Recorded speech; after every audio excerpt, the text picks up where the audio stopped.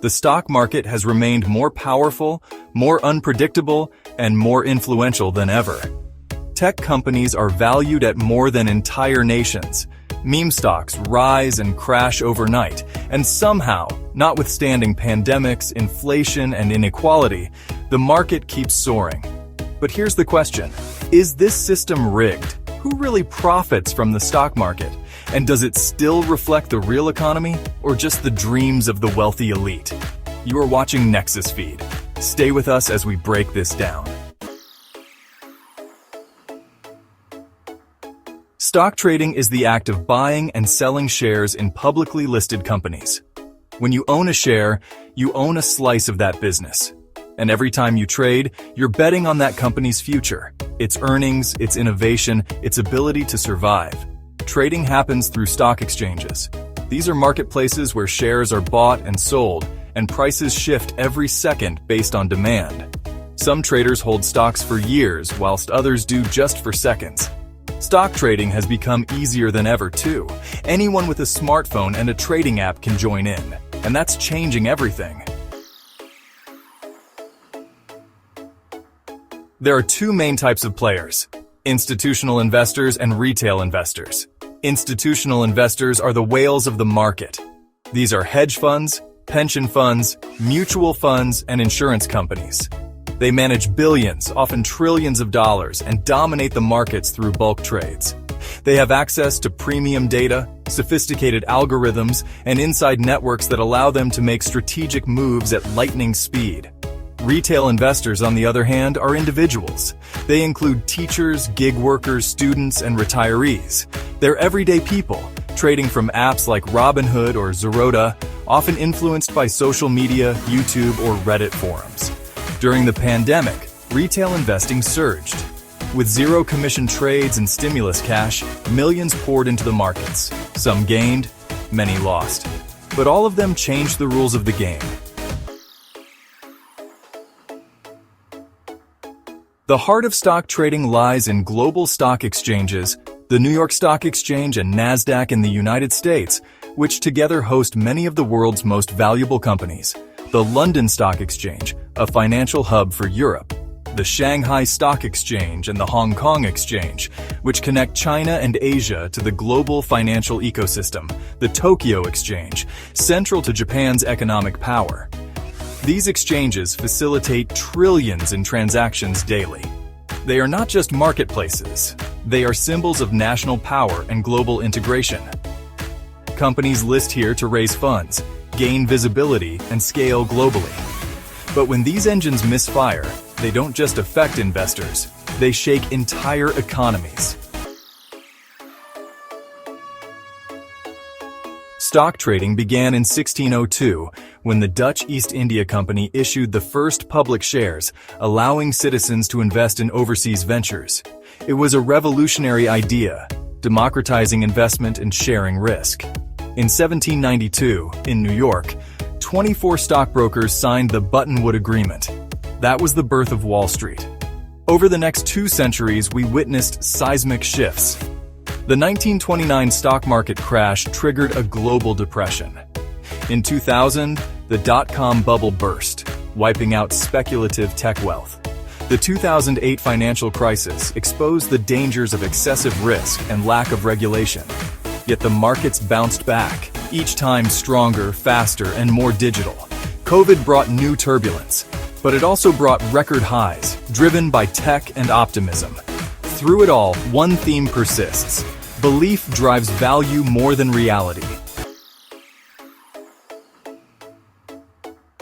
So how do investors figure out what a stock is worth?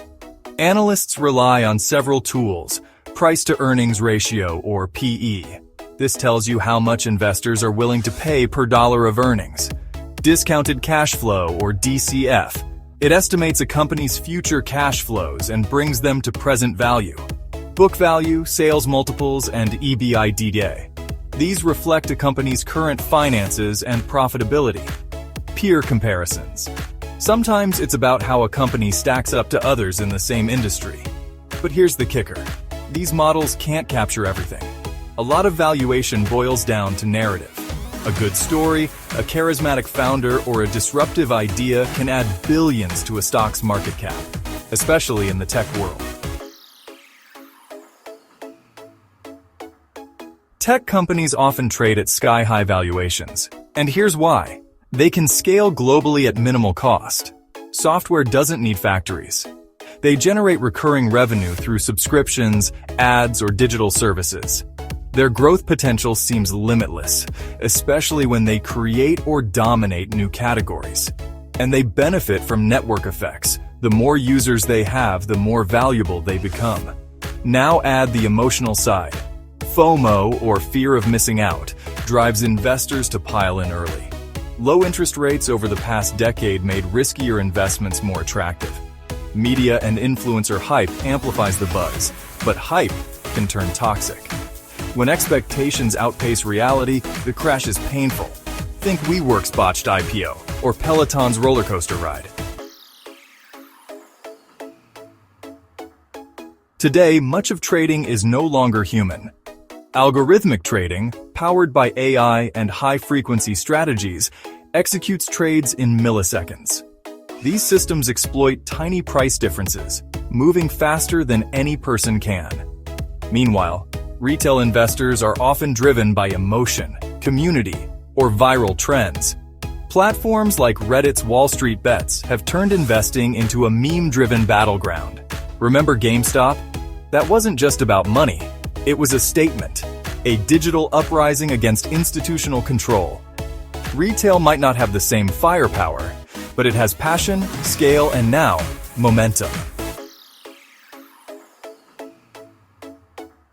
Here's the unsettling truth. The stock market does not always reflect the real economy. During the height of COVID, while millions were unemployed, the S&P 500 hit new records. Oil companies thrive as the planet warms. Layoffs often trigger stock price increases. Because fewer workers mean lower costs. Markets prioritize profit and efficiency, but that often comes at a human cost. This disconnect breeds resentment. When people see billionaires profiting during crises, while basic wages stagnate, it raises hard questions about fairness and sustainability. Some investors want change. ESG investing, which stands for environmental, social, and governance, adds ethical considerations to financial decisions. It asks, is this company contributing to a sustainable future? How does it treat its workers and communities? Are its leaders transparent and accountable? ESG is gaining traction, but critics argue it's too vague or worse, used as a PR tool without substance. Still, it signals a deeper shift. Investors want returns, but they also want responsibility. The future of trading is tech-driven and radically accessible. Tokenized stocks could allow 24/7 trading of fractional shares on blockchain platforms, increasing access and reducing friction. Robo-advisors will automate personalized investment strategies for millions. Real-time settlements will eliminate the 2-day lag between trade and ownership. Social investing platforms will allow users to follow or copy expert portfolios in real time. But this brave new world comes with challenges. Regulators are playing catch-up. Cybersecurity is a growing threat, and social media-driven investing can cause dangerous bubbles. Innovation is inevitable, but smart regulation must keep up. If we want better markets, here's where to start. 1. Financial literacy. We need to teach financial skills in schools. Understanding markets shouldn't be a privilege. 2. Level the playing field. Retail investors deserve fair access to data, tools, and pricing, not just the scraps left by institutions. 3. Reward long-term thinking. Change tax codes and incentives to promote sustainable investments, not quarterly short-termism. 4. Mandate ESG transparency. Create clear, enforceable standards for companies to report their social and environmental impact.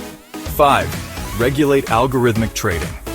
High-speed trading should be monitored and transparent. Bots shouldn't break the market.